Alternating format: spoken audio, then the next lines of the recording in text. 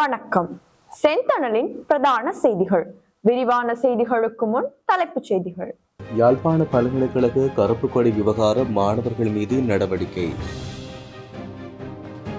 இராணுவத்தினர் வியாபார நடவடிக்கையில் ஈடுபடக்கூடாது முன்வைக்கப்பட்ட தீர்மானம்.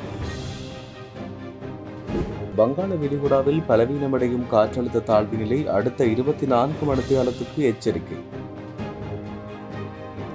உலக சந்தையில் ஏற்பட்ட அதிரடி மாற்றம். இலங்கையில் 4 லட்சத்தை கடந்த தங்கத்தின் விலை. லிட்டோ நிறுவனத்தின் முக்கிய அறிவிப்பு. வர்த்தகர்களுக்கு கடும் எச்சரிக்கை. தேசப்பந்துவின் வழக்கு தேடப்பட்டு வந்த காவல்துறை அதிகாரி அதிரடி கைது. அக்ரிகொட இரட்டை கொலை சந்தேக நபரின் வாக்குமூலத்தில் அடுத்தடுத்து வெளியான ரகசிய தகவல். 2 பேருந்துகள் நேருக்கு நேர் மோதி விபத்து, சாரதி பலி. பண்டாரவளையில் சிசுவின் சடலம் மீட்பு, தாயின் அதிர்ச்சி வாக்குமூலம். மயானத்தில் எரிந்த நிலையில் ஆணின் சடலம் மீட்பு, வவுனியாவில் பரபரப்பு. பன்னிப்பிட்டியவில் கோர விபத்து, ஒருவர் பலி, மேலும் 3 கவலைக்கிடம். இந்தியாவில் விபத்துக்குள்ளான விமானம், பயணித்த அனைவரும் பலி. தாய்வானில் பதிவான சக்தி வாய்ந்த நில அதிர்வு. தொடர்வன விரிவான செய்திகள். இலங்கையின் சுதந்திர தினத்தன்று யாழ்ப்பாண பல்கலைக்கழகத்தில் ஏற்றப்பட்ட தேசிய கொடி இறக்கப்பட்டு அதற்கு பதிலாக கருப்பு கொடி ஏற்றப்பட்ட சம்பவம் தொடர்பில் 30 மாணவர்கள் மீது கடுமையான ஒழுக்காற்று நடவடிக்கை எடுக்கப்பட உள்ளது. பல்கலைக்கழக மானியங்கள் ஆணைக்குழுவின் வட்டாரங்கள் தெரிவிக்கும் தகவலின்படி இது தொடர்பான இறுதி முடிவு ஆணைக்குழுவின் அடுத்த கூட்டத்தில் எடுக்கப்பட உள்ளது. இந்த சம்பவம் தொடர்பாக விரிவான விசாரணை நடத்துமாறு இம்மாதம் 11ஆம் தேதி பல்கலைக்கழக மானியங்கள் ஆணைக்குழு யாழ் பல்கலைக்கழக நிர்வாகத்தை கோரியது. இதைத் தொடர்ந்து பல்கலைக்கழகத்தின் இன நல்லிணக்க பிரிவுக்கு பொறுப்பான பேராசிரியர், மாணவர் ஒழுக்காற்று அதிகாரி மற்றும் தலைமை பாதுகாப்பு அதிகாரி ஆகியோரை கொண்ட குழு ஒன்று விசாரணைகளை ஆரம்பித்தது. இந்த விசாரணை அறிக்கை கடந்த வாரம் பல்கலைக்கழக மானியங்கள் ஆணைக்குழுவிடம் சமர்ப்பிக்கப்பட்டது.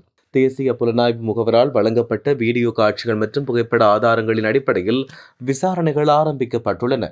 இந்த சம்பவத்துடன் நேரடியாக தொடர்புடையதாக கருதப்படும் 2 மாணவர்கள் உள்ளிட்ட 28 மாணவர்கள் மற்றும் 2 மாணவிகள் என மொத்தம் 30 பேர் அடையாளம் காணப்பட்டுள்ளனர். பல்கலைக்கழக மட்டத்தில் நடத்தப்பட்ட விசாரணையின் போது மாணவர்களின் மனநிலை குறித்து சில அவதானிப்புகள் அறிக்கையில் இடம்பெற்றதாக தெரிவிக்கப்பட்டுள்ளது. பருத்தித்துறை பிரதேச சபை எல்லைக்குள் இராணுவத்தால் நடத்தப்படுகின்ற வர்த்தக நடவடிக்கைகளை தடை செய்வதென்றும் அரசால் கொண்டுவரப்படவிருக்கும் பயங்கரவாதத்திலிருந்து அரசை பாதுகாக்கும் புதிய சட்டமூலத்திற்கு எதிராக அது நிறுத்தப்பட வேண்டும் என்றும் ஏற்கனவே இருக்கின்ற பயங்கரவாத தடுப்புச் சட்டத்தை நீக்க கோரியும் சபையில் இன்று தீர்மானம் நிறைவேற்றப்பட்டது. பருத்தித்துறை பிரதேச சபையின் மாதாந்த அமர்வு தவிசாளர் உதயகுமார் ஜுகதீஷ் தலைமையில் காலை 10:20 மணிக்கு யுத்தத்தில் உயிர்நீத்த உறவுகளுக்கும் மாவீரர்களுக்கும் அஞ்சலி செலுத்தி சபை அமர்வு ஆரம்பமானது. இன்றைய அமர்வில் இந்த தீர்மானங்கள் நிறைவேற்றப்பட்டன. தொடர்ந்து பயங்கரவாத தடை சட்டத்தை நீக்க கோரியும் புதிதாக கொண்டுவரப்படவிருக்கின்ற பயங்கரவாதத்திலிருந்து அரசை பாதுகாக்கும் சட்டத்தை மீளப்பெற கோரியும் சபையில் தீர்மானம் நிறைவேற்றப்பட்டது. இதில் சபை அமர்வில் கலந்து கொண்ட 19 உறுப்பினர்களில் 15 உறுப்பினர்கள் ஆதரவாக வாக்களித்தனர். மேலும் பொதுமக்களுக்கு வியாபார நடவடிக்கைகள் மேற்கொள்ளக்கூடாது என்றும் ஏகமனதாக தீர்மானம் நிறைவேற்றப்பட்டதோடு பல்வேறு தீர்மானங்கள் இதன்போது நிறைவேற்றப்பட்டதாக தெரிவிக்கப்பட்டுள்ளது. இலங்கையின் வடகிழக்கு மத்திய வங்காள விரிகுடா கடற்பகுதியில் உள்ள குறைந்த காற்றழுத்த தாழ்வு பகுதி கிழக்கு நோக்கி நகர்ந்து அடுத்த 24 மணி நேரத்தில் மேலும் பலவீனமடையும் வாய்ப்புள்ளதாக அறிவிக்கப்பட்டுள்ளது. இன்று பிற்பகல் 2 மணிக்கு வானிலை ஆய்வு மையம் இந்த எச்சரிக்கையை விடுத்துள்ளது. இலங்கையின் வடகிழக்கு மத்திய வங்காள விரிகுடா கடற்பகுதியில் மீன்பிடிக்கும் கடற்றொழிலாளர்கள் கடலோடிகள் எச்சரிக்கையாக இருக்குமாறு அறிவுறுத்தப்பட்டுள்ளது. இந்த தாக்கம் காரணமாக கடல் பகுதிகளில் பலத்த மழை அல்லது இடியுடன் கூடிய மழை பெய்யக்கூடும். அத்துடன் மணிக்கு 50 முதல் 60 கிலோமீட்டர் வேகத்தில் காற்று வீசக்கூடும். மேலும் கடல் கொந்தளிப்பாக இருக்கக்கூடும் என்றும் எச்சரிக்கை விடுக்கப்பட்டுள்ளது. அமெரிக்க வர்த்தக கொள்கைகளை சுற்றியுள்ள நிச்சயமற்ற நிலைமையால் உலக சந்தையில் அமெரிக்க டாலரின் மதிப்பு குறைந்து வருவதாக சர்வதேச நிதி வட்டாரங்கள் தெரிவிக்கின்றன. உலக சந்தையில் அமெரிக்க டாலரின் மதிப்பு வீழ்ச்சியடைந்து வருவதோடு தங்கத்தின் விலை கடந்த 3 வாரங்களில் இல்லாத அளவு உயர்வடைந்துள்ளது. இதற்கமைய உலக சந்தையில் ஒரு அவுன்ஸ் தங்கத்தின் விலை 5150 அமெரிக்க டாலராக உயர்வடைந்துள்ளது. இந்த உயர்வு கடந்த 3 வார காலப்பகுதியில் பதிவான அதிகபட்ச விலை என சந்தை வட்டாரங்கள் தெரிவிக்கின்றன. இந்நிலையில் இலங்கையில் 24 கேரட் தங்கத்தின் விலை 4 லட்சத்தை எட்டியுள்ளதாக தெரிவிக்கப்பட்டுள்ளது. சந்தையில் தேவையில்லாமல் எரிவாயு இருப்புகளை பதுக்கி வைப்பதை தவிர்க்குமாறு நுகர்வோர் விவகார அதிகார சபை வர்த்தக முகவர்களுக்கு அறிவுறுத்தியுள்ளது. எரிவாயு இருப்புகளை தேவையில்லாமல் பதுக்கி வைக்கும் வர்த்தக முகவர்களுக்கு எதிராக சட்ட நடவடிக்கை எடுக்கப்படும் என்று அதிகார சபையின் தலைவர் ஹேமந்த சமரகோன் தெரிவித்தார். இதற்கிடையில் லிட்டோ நிறுவனம் ஏற்கனவே 3 லட்சம் எரிவாயு சிலிண்டர்களை சந்தைக்கு விநியோகிக்க நடவடிக்கை எடுத்துள்ளது. இதனிடையில் நாட்டின் பல பகுதிகளில் தொடர்ந்து எரிவாயு பற்றாக்குறை நிலவுவதால் மக்கள் அவதிப்பட்டு வரும் நிலையில் எரிவாயு பற்றாக்குறை காரணமாக 3900 மெட்ரிக் டன் லிட்டோ எரிவாயுடனான கப்பல் ஒன்று நேற்று நாட்டை வந்தடைந்தது. மேலும் நாளை மற்றும் 28ஆம் தேதி 7600 மெட்ரிக் டன் எரிவாயுவை ஏற்றிக்கொண்டு 2 கப்பல்கள் நாட்டுக்கு வர உள்ளன.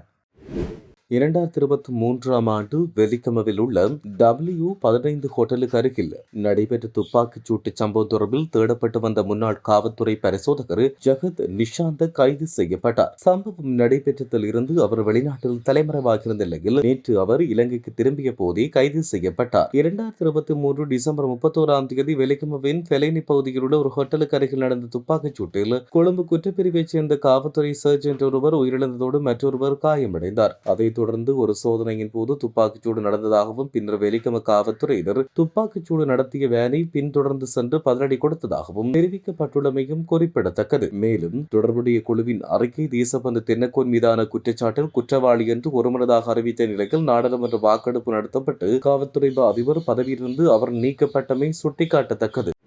அக்ரிகொடையில் அடையாளம் தெரியாத 2 நபர்களால் ஒரு வழக்கறிஞர் மற்றும் அவரின் மனைவி சுட்டுக் கொல்லப்பட்ட சம்பவம் தொடர்பில் மேலும் பல உண்மைகளை போலீசார் கண்டுபிடித்தனர். சம்பவம் தொடர்பில் கைது செய்யப்பட்ட துப்பாக்கிதாரியான முன்னாள் ராணுவ வீரரிடம் நடத்தப்பட்ட விசாரணையின் போது இரட்டை கொலை தொடர்பான பல உண்மைகள் தற்போது வெளியாகியுள்ளன. குறித்த கொலைக்கு முன் கரந்தனிய சுத்தா பத்மேவைச் சேர்ந்த 46 வயதான இந்த முன்னாள் ராணுவ வீரருக்கு தொலைபேசி அழைப்பு விடுத்தார். வழக்கறிஞரை சுட வேண்டும், எனது கடவுச்சீட்டு விவரங்கள் வழக்கறிஞரிடம் இருக்கிறது, மேலும் கரந்தனிய சுத்தாவை இலங்கைக்கு அழைத்து வருவதற்கு தேவையான தகவல் இருப்பதாக தன்னிடம் தெரிவித்ததாக போலீசாரிடம் ஒரு வாக்குமூலம் அளித்தார். மேலும் கரந்தனிய சுத்தாவை ராணுவத்தில் இருந்த போது அடையாளம் கண்டுகொண்டதாகவும் இதன்பின் ராணுவத்தை விட்டு வெளியேறி திருட்டில் ஈடுபட்டதாகவும் திருட்டு தொடர்பாக காவலில் வைக்கப்பட்டதாகவும் அவர் தெரிவித்துள்ளதை குறிப்பிடத்தக்கது. வாத்துவ மொரந்தொடுவ வீதியில் மெலிகம பகுதியில் இடம்பெற்ற விபத்தில் காயமடைந்த பேருந்தொன்றின் சாரதி உயிரிழந்தார். 2 பேருந்துகள் நேருக்கு நேர் மோதி இன்று காலை இந்த விபத்து இடம்பெற்றது. இதில் 2 பேருந்து சாரதிகளும் காயமடைந்து பாணந்துறை ஆதார வைத்தியசாலையில் அனுமதிக்கப்பட்டனர். பேருந்தொன்று மற்றொரு வாகனத்தை முந்திச் செல்ல முயன்ற போது இந்த விபத்து இடம்பெற்றிருக்கலாம் என்று போலீசார் சந்தேகிக்கின்றனர். விபத்து இடம்பெற்ற சந்தர்ப்பத்தில் 2 பேருந்துகளிலும் பயணிகள் எவரும் இருக்கவில்லை என்று தெரிவிக்கப்படுகிறது. எவ்வாறாயினும் இந்த விபத்தின் காரணமாக பாணந்துறை மொரந்தொடுவ வீதி மெலிகம பகுதியில் தடைப்பட்டதோடு போக்குவரத்துக்கும் இடையூறு ஏற்பட்டது. விபத்து தொடர்பிலான மேலதிக விசாரணைகளை வாதுவ போலீசார் முன்னெடுத்து வருவதாக தெரிவிக்கப்படுகின்றமையும் குறிப்பிடத்தக்கது.